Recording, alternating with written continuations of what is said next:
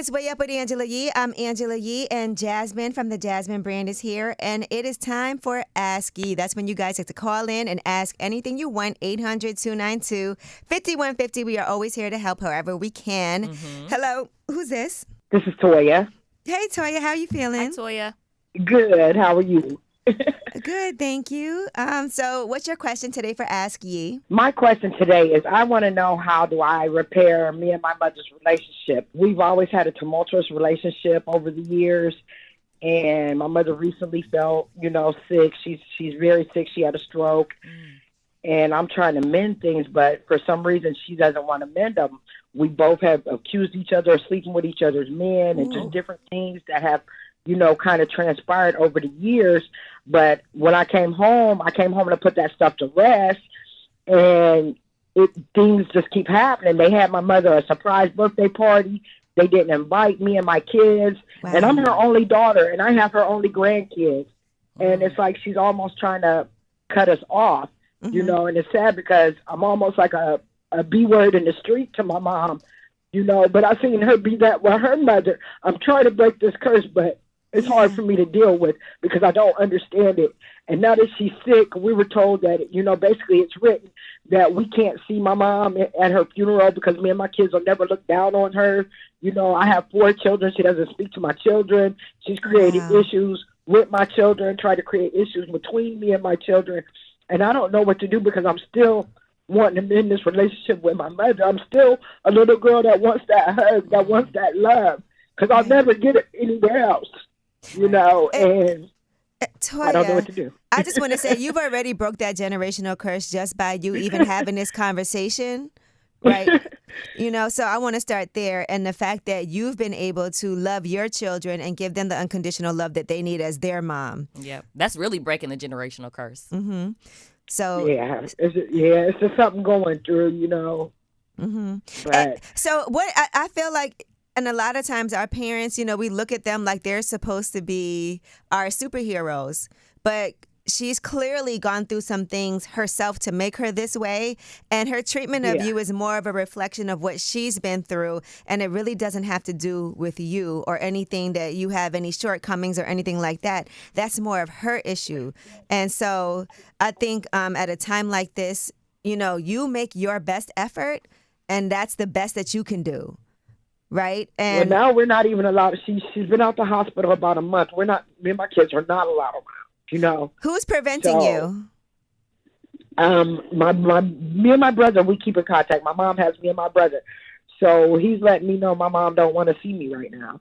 But all my other family members telling me stories. They're going to visit her. I'm falling out with cousins and stuff that are allowed around, but I don't want to cause her I'm not going to just show up and cause an issue.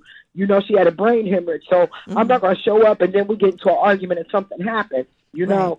So, but I also am leaving my phone open and nobody's calling me with any information. Right. When she went to the hospital, you had to have a password to even find out about it. Is there a way that you can write her a letter or maybe send a video message that your brother can give to her? You know what? That's a good idea because I've been texting her. That's a good idea. Because I think seeing it and watching it and, and when you do that, it's not about blaming anyone, or I think it's more about the fact that is still your mom, right? You still love her and you don't want... That's where I'm at. You don't want her to pass and you guys haven't mended things and you don't even want to discuss... Yeah, and you just want to give yourselves the opportunity to at least be able to express that to each other, and that's all that matters to you. I'm going to try that video thing because I've been trying to figure it out without me showing up, because that'll cause another issue. But that's a good idea. I'm trying to work through it because I came home to heal. So all this stuff, nobody realizes I'm really fighting sobriety and everything through this. Right. And I'm doing good. Sometimes we really can't control how other people are. We can only at all control how we handle it. And it sounds like you're doing your part. And sometimes we have to be at peace with, look, I love her. I have to love her from a distance until, we may never work this out, but I love her. I pray for her. I have my own children. I'm going to take all that energy and I'm going to pour it into my kids, and I'll make sure this will never happen again. But sometimes we have to be at peace with how another person wants to handle things.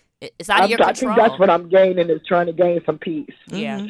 All you can do is, I think, send that video message, have your brother deliver it. No, nothing accusatory, just very heartfelt, whatever you want to say to her, so that you have gotten that off of your chest, and let that be a burden gone from you.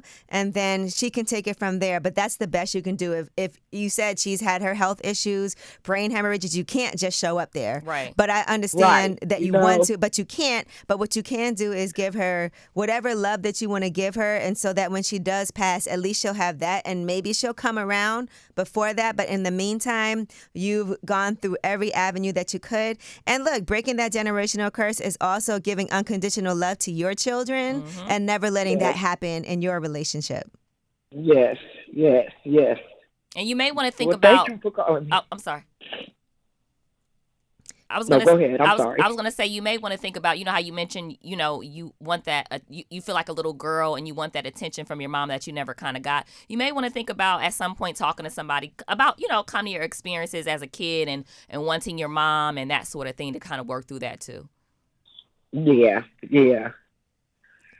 Okay. Thank y'all so much. Good luck. Well, Toya, we're going to say a prayer for you right now. All right? We got you. We're going to say a prayer for you, and we love you. Thank you. I love you too, Angela. Thank you so much. Thank you. Bye.